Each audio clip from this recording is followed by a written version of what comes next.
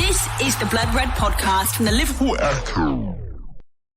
Hampton 1, Liverpool 0. Danny Ings' early strike seeing off the Reds on the South Coast and ending the 12-game Premier League unbeaten run in the process. Welcome to the Debrief Live here on the Blood Red channel. I'm Clarke with Matt Addison alongside me as we bring you instant reaction to just the Reds' second Premier League defeat of the season. Matt, not the way the Reds wanted to start the new year.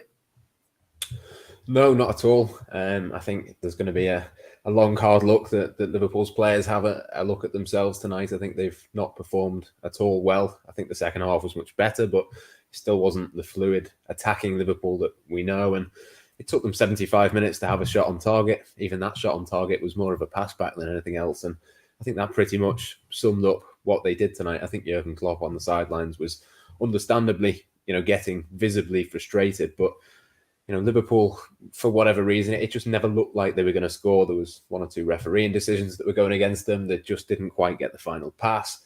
Everything that could have gone wrong for Liverpool tonight in that first half in particular didn't really happen for them. And in the end, it just got more and more frustrating. And the weird thing is that Liverpool had so many midfielders on the pitch. You'd think that they'd be able to move it around a lot better than what they did tonight, but they just didn't create chance after chance other than that 5-minute spell after half-time, and even then, they didn't manage to find a shot on target. It was encouraging at the start of the second half, but Southampton weathered that storm, and from that point onwards, just seemed relatively comfortable. I know that they sort of dug in and kept the sort of pressure outside of their penalty area. Liverpool had most of the possession, but you never really felt convinced that Liverpool were going to find a way.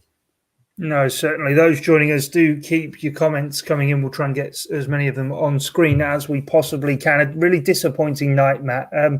You mentioned it there, one shot on target. It's just 7 shots on target now in the last 3 games, 1 goal in 3 matches since the 7 scored against Crystal Palace. I know it's easy to sort of use stats and throw them at teams and things aren't going well, but just simply not what we're used to seeing from Liverpool. No, it isn't. I mean, it wasn't just the intensity. It wasn't just the passing. It was individuals as well as collectively. I didn't think we saw anything really from Liverpool's midfield. The time that Oxlade-Chamberlain was on the pitch, you barely noticed him. And I know he's just coming back from injury, but he is the one that you sort of looked at. Obviously, Thiago Alcantara as well didn't do a great deal. But I think Oxlade-Chamberlain was the one that whenever he's in the team, you sort of feel like, there's that a little bit extra. He offers you something different compared to if you've got Jordan Henderson or Gini Wijnaldum at their best in that same position. And he wasn't the only one. I just pick him out because he was the one that sort of comes into my head first. He was the one who got hooked by Jurgen Klopp in the second half. But I just thought individually and collectively, Liverpool just didn't look at it there. I think they massively missed Jordan Henderson in midfield. Obviously, we know the reasons why he played at centre-back before the game. I thought it made a great deal of sense, to be honest. I thought, playing out from the back against a team that does press and does sort of have that intensity in the way that Southampton do, I thought that did make a lot of sense, but it only makes sense if the players around him are at their best and can move the ball and sort of have that fluidity. And I think fluidity is probably the word for Liverpool tonight. That is what they lacked. They didn't really have any movement. The front three seemed to sort of operate as individuals rather than having that joined up thinking as we know that well, certainly that they have when they're at their best. But yeah, it was just a performance that was a little bit frustrating. It looked a little bit tired, certainly laboured. As I say, there was a couple of refereeing decisions that I thought were a little bit strange, but absolutely that was not the reason that Liverpool got beat there. It was very much one that they have to pin on themselves. There was a statistic brought up in commentary after he came off that Trent Alexander-Arnold gave the ball away 38 times, regardless of giving the ball away as well. Are we seeing a dip in form now that's probably gone on a bit longer than most Liverpool fans would like to admit and sort of want to see from Trent Alexander-Arnold? And is it unfair to sort of maybe lay the blame for the goal from Danny Ings maybe at his door? Danny Ings did get in behind him, albeit it was a great finish from the former Reds forward.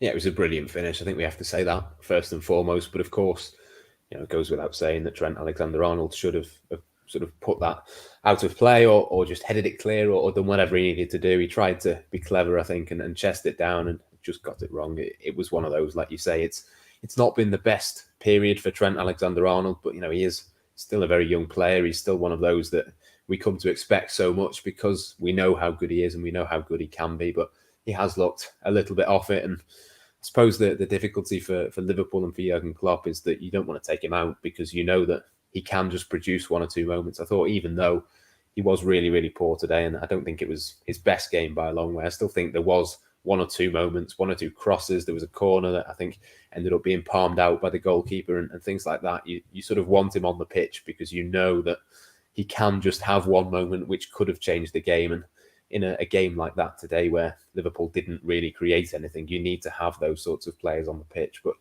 look, it was one of those performances. It wasn't the first time, certainly in recent weeks, that he wasn't at his best. But I don't know what the solution is to that. Do you give him a little bit of time away from the pitch and sort of have him on the bench for the next game? I don't know. In some ways, I just think it might be better for him to stay involved, stay in the team and continue to play and almost play himself back into form, if you like. I don't think it can be tiredness. I don't think it can be, anything like that. I just think it's a difficult period for him for whatever reason, but it's important to remember and not go too overboard because we do know, how good a footballer that he is, even if he didn't show it tonight. Only 3 games without a win, but I suppose for Liverpool and the run of form we've seen over the last 2 seasons leading into this one, it's just a run of form that we sort of scratch our heads at, but I suppose goes to show that they are humans, they are mortals, and a run of form like this, albeit we don't want to see, was probably going to come at some stage, and it's about how Liverpool deal with it from now on. Yeah, exactly that. I mean, Liverpool have had a poor few games, but they are still top of the table. I mean, let's not, go overboard. And I know that Manchester United now have got that game in hand. They could be 3 points clear by the time Liverpool play their next Premier League game, which is, of course, at Anfield against Manchester United. But I just think, for Liverpool, as you say, there was going to be a period where they weren't at their absolute best. If this is that little period, who knows what's going to happen over the next few games. Liverpool could beat Manchester United and suddenly we're looking at the table in a very different way again. So, look, there's going to be twists and turns this season. There's going to be tiredness. There's going to be, games, as we've seen. There's going to be little spells where teams are not at their best. But I think you just got to trust that Liverpool will turn that around. And there were sort of mitigating factors to an extent. I know that, you don't want to sort of make excuses for them and things like that. But they didn't have any centre-backs. They were playing Fabinho and Henderson. I think that was a big thing for Liverpool. And if they can get 1 or 2 more players back, things can change very quickly. But yeah, it was a worrying performance. But again, I don't think we should go too overboard with it because Liverpool are in a decent position. 1 win can change things. And you've just got to hope that this was an exception rather than sort of the beginning of a poor run of results coming. Yeah, as you say, you do sort of have to take things into perspective and things, but we got a lot of people talking about the centre-back situation. You've referenced it a couple of times. Obviously, it was, again, 2 midfielders in there tonight, Fabinho and Jordan Henderson. Thiago Alcantara was given a start, but as well as the whole centre-back situation, also want to sort of look at the impact maybe that no fans in stadiums are having on Liverpool. Only 5 points were dropped before the first lockdown had come into effect and the season was suspended last year. 10 points were dropped during Project Restart, albeit Liverpool won the title after just a couple of games played in Project Restart. But 18 points dropped already this season. Is this not a team that feeds off energy and emotion that often comes from the crowd? And at the moment, they're obviously not there to sort of feed off that kind of emotion.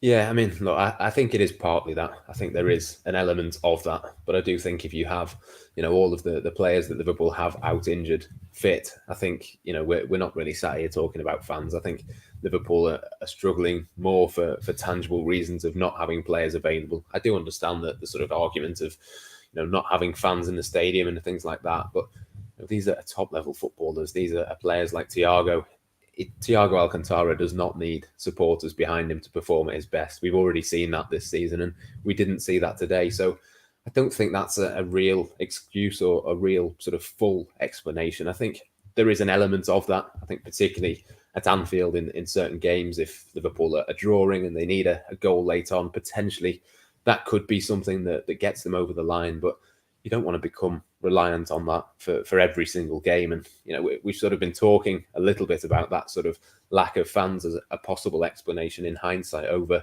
the last 2 or 3 matches now. I mean, look, whether there's fans there or not, Liverpool should be performing a lot better than that. They should be having more chances, more shots.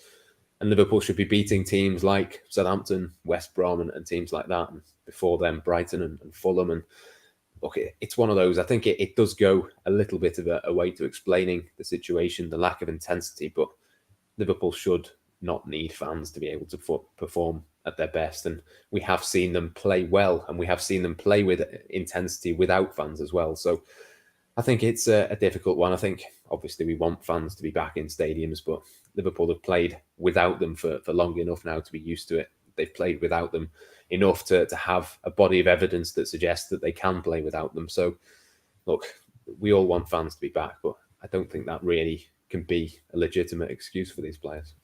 No, fair enough. Then we've got the centre-back situation, obviously, as it is. And there were also, I suppose, VAR thing that hasn't been in Liverpool's favour so far this season. Again, maybe I'm sure here, but maybe a couple of appeals for Liverpool tonight that some watching on will think should have gone the Reds' way. Yeah, you just broke up a little bit there, but I think you were asking about the VAR and a couple of the decisions that didn't go for Liverpool. I think there was a few bizarre decisions from Andre Mariner. The foul on James Milner that wasn't given, that was obviously a free kick outside of the penalty area. But yeah, the 2 penalties, I think the handball decision could easily have been given as a penalty.